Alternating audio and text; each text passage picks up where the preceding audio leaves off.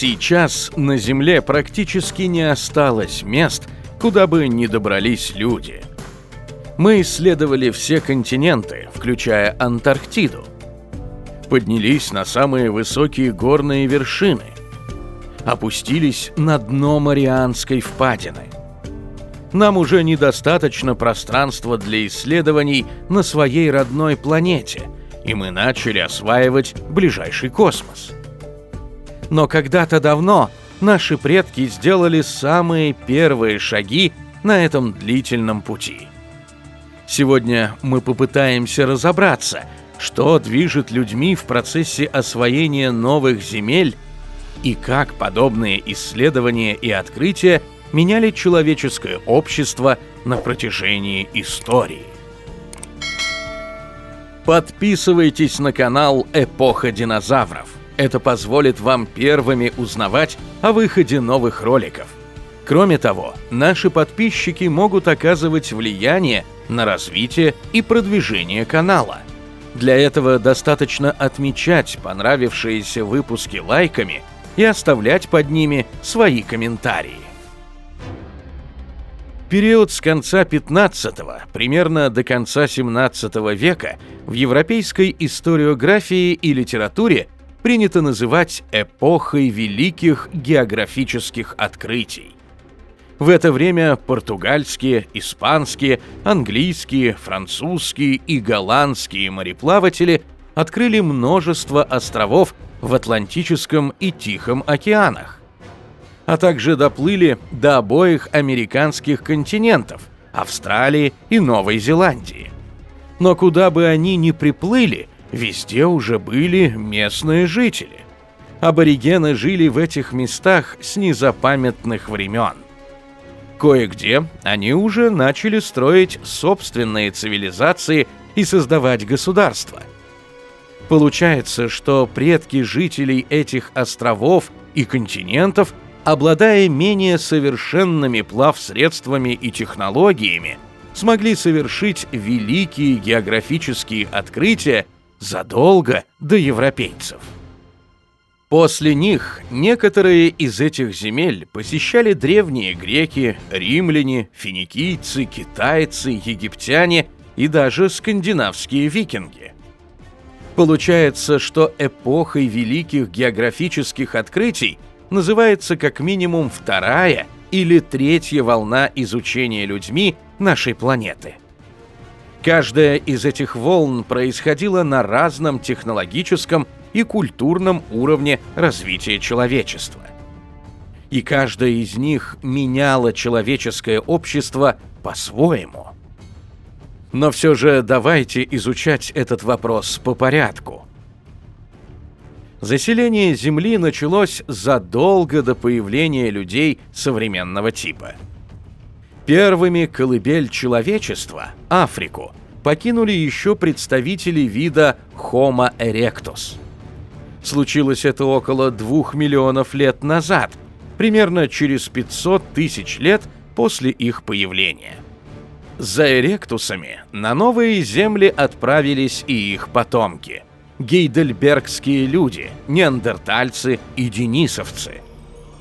Из-за того, что большая часть Евразии сначала не была пригодна для нормальной жизни из-за ледникового периода, расселение людей шло по одному маршруту – из Африки на Ближний Восток, затем в Юго-Восточную Азию и дальше по островам Тихого океана. Именно эти первые путешественники стали предками евантропов, хоббитов с острова Флорес и других видов древних людей. Что же касается расселения по нашей планете людей современного типа, то здесь у ученых нет единого мнения. Одни из них считают, что кроманьонцы заселили Землю в один этап, другие думают, что в два. Но все же последние исследования показывают, что исход из Африки произошел не одномоментно.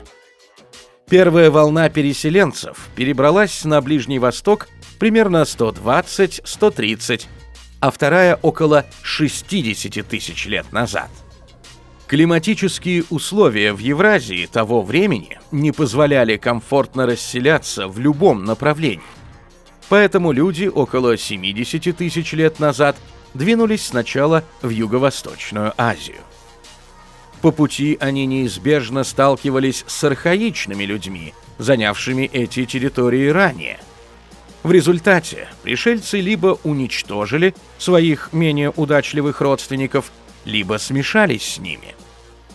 В ходе дальнейшего продвижения по островам Тихого океана люди около 50 тысяч лет назад достигли берегов Австралии. И вот тут уже наш вид можно по праву назвать первооткрывателями нового континента. На сегодняшний день наука не располагает данными о более ранних этапах заселения Австралии людьми. Дальнейшее заселение Океании, крупнейшего в мире скопления островов и атоллов, расположенного в центральной и западной частях Тихого океана, происходило более медленно. Двигаясь от острова к острову на своих примитивных каноэ, новая волна выходцев из Юго-Восточной Азии в период от 50 до 30 тысяч лет назад заселили Новую Гвинею и острова Меланезии. А большая часть Полинезии и Микронезии была заселена только не ранее 4000 лет назад. Последними заселенными этими отважными морскими путешественниками территориями стали Мадагаскар и Новая Зеландия. Случилось это уже в начале новой эры. Но покорение новых территорий для жизни параллельно происходило и по сухопутным направлениям.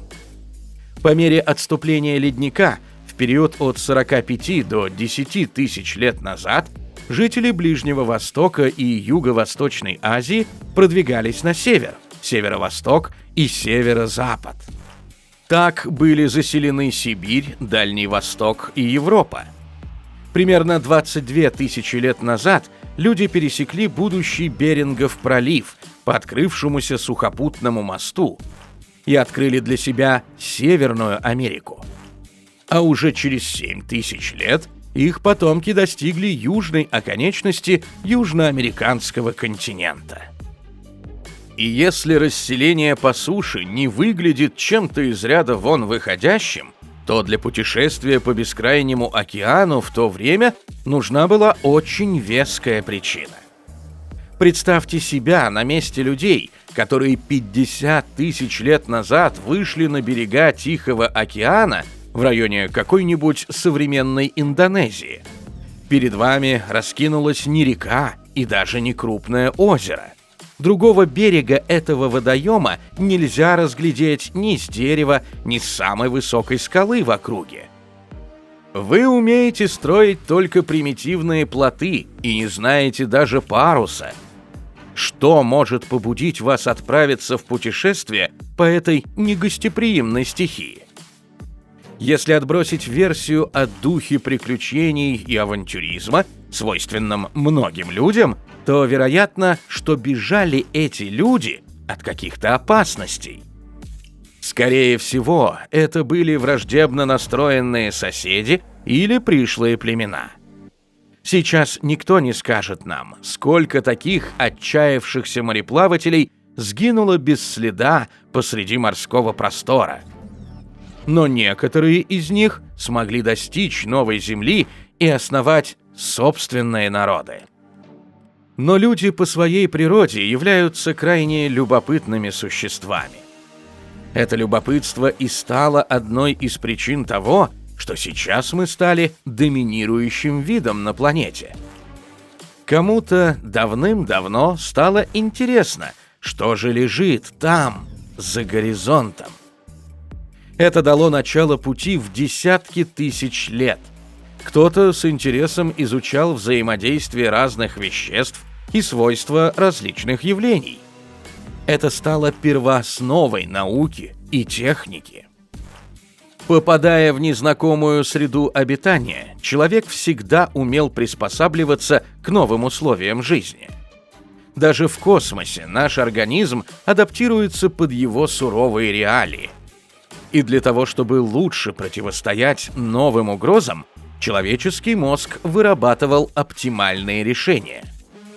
Часто это происходило ценой проб и ошибок, за которые приходилось расплачиваться жизнью. Вот и древние мореплаватели Тихого океана смогли адаптироваться к жизни на островах. А когда они достигли Австралии, то им пришлось сильно постараться, чтобы подчинить себе дикую природу этого континента. Они вряд ли могли привезти на своих плотах или каноэ много припасов и инструментов. Большую часть необходимых для жизни вещей пришлось изготавливать на месте или изобретать заново. Отважные мореплаватели, которые не боялись отправляться навстречу неизведанному, были во все времена. Триремы древних греков, корабли финикийцев и римлян бороздили Средиземное и другие моря, омывающие Европу и Ближний Восток.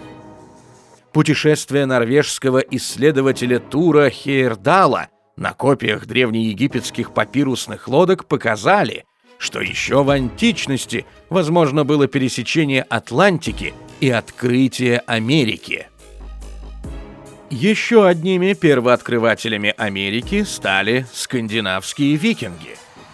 Уже не секрет, что из своих поселений в Исландии они могли доплыть до берегов Канады и Северной Америки. В 2016 году это было подтверждено группой энтузиастов, которые пересекли Атлантику от Норвегии до Канады на построенном за 6 лет драккаре. О представителях профессии викингов, наводивших ужас на жителей Европы в IX-XI веках, до сих пор ходит множество легенд. На своих достаточно примитивных и небольших кораблях они достигали побережья Северной Африки и населенной арабами Испании. О регулярных походах в Англию, Францию и на Русь не стоит даже упоминать. По знаменитому пути из Варяг в Греки они попадали из Балтики в Черное море. А через Волгу корабли скандинавских торговцев и пиратов могли промышлять в Каспийском море.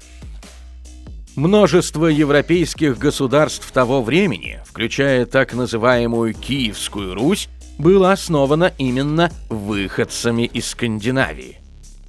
Причин такой успешной морской экспансии небольших по численности народов скандинавских стран было несколько.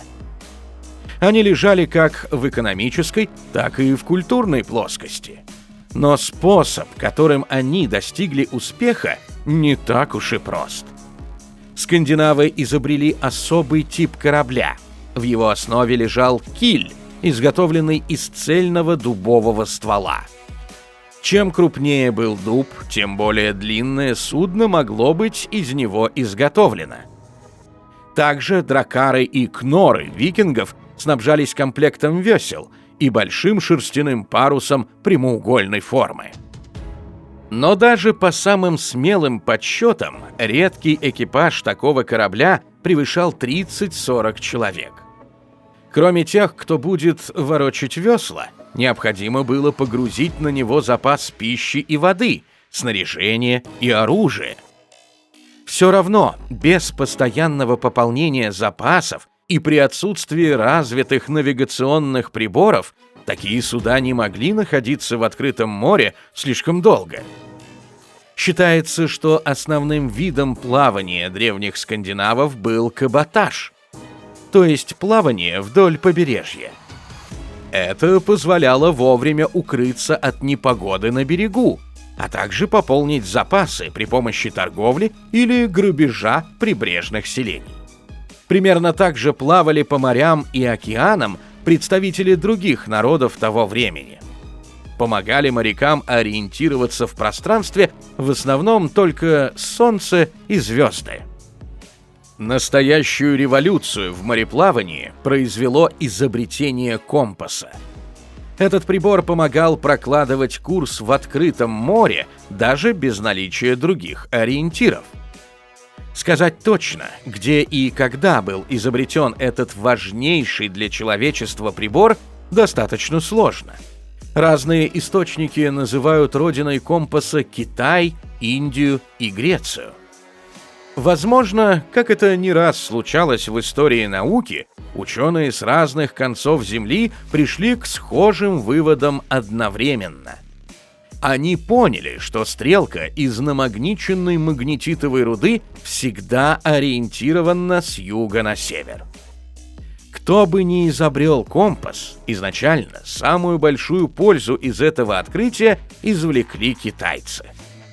Устройство так называемого сухого, а затем и мокрого компаса описано в китайских трактатах, начиная с III века до нашей эры. Есть версия, что сначала свойства магнетитовой руды применялись с целью гадания или предсказания судьбы, но в документах I и II веков нашей эры подробно рассказывается, как простейшие компасы используются для навигации. В XI веке компас был усовершенствован. Считается, что его собрал ученый по имени Шэньгуа. Он поместил намагниченную стрелку в виде рыбки в емкость с водой для уменьшения силы трения. Голова такой рыбки всегда показывала на юг.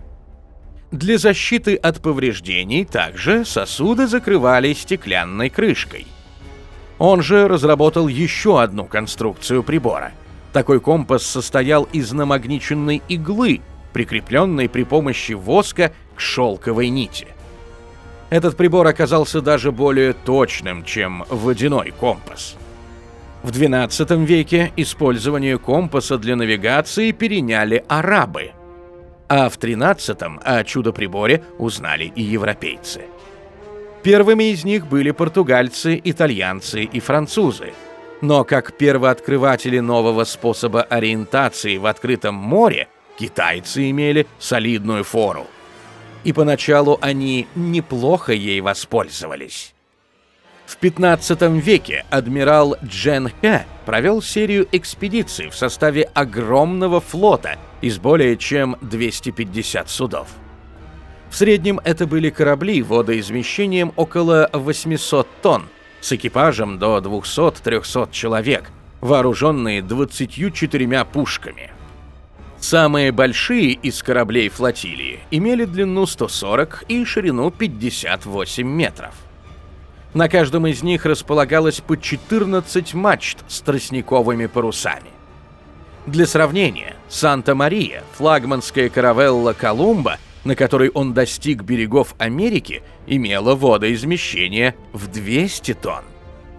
Ее длина составляла всего 26 метров, ширина 7,5 метров, а экипаж состоял из 40 человек.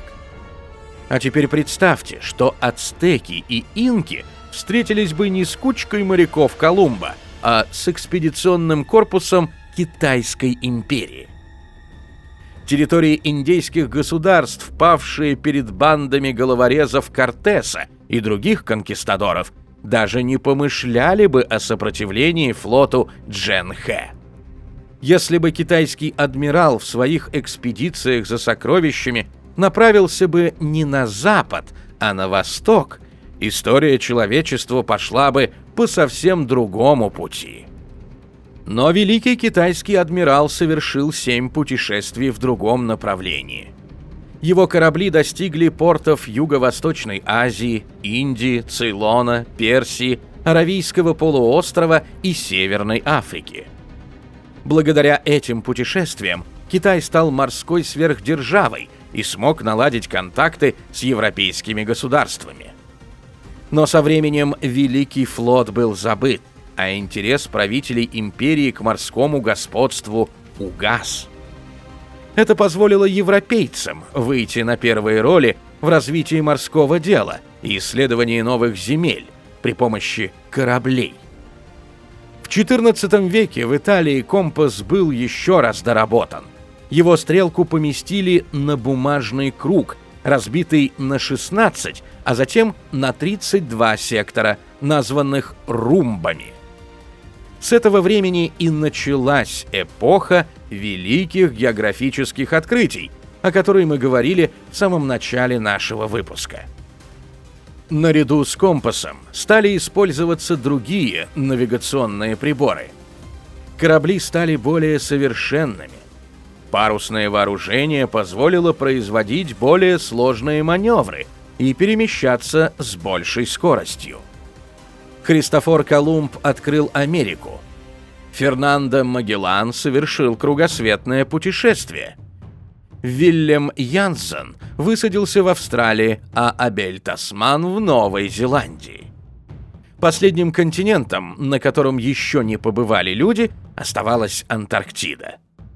Но в 1820 году российская экспедиция под командованием Михаила Лазарева и Фаддея Беллинсгаузена открыла для человечества и этот заснеженный материк. Правда, до сих пор все его население представлено лишь экипажами полярных исследовательских станций. Сейчас люди полностью не проникли разве что в глубины океанов. На данный момент изучено не более 5% дна Мирового океана. Но, зная любопытство человека, можно уверенно сказать, что и эта задача будет решена в обозримом будущем. После этого человечество ждет еще один неизученный и бескрайний океан – космос. В нем ждут своих первооткрывателей новые острова, планеты и материки, звездные системы. Мы уже сделали те самые первые шаги, что приведут все человечество за горизонт.